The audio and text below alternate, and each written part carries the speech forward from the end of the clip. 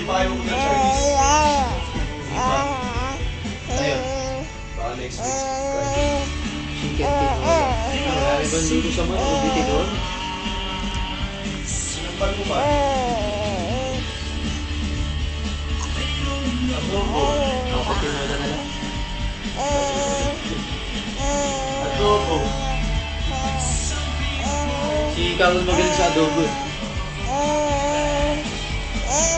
Specialty niya, adobo.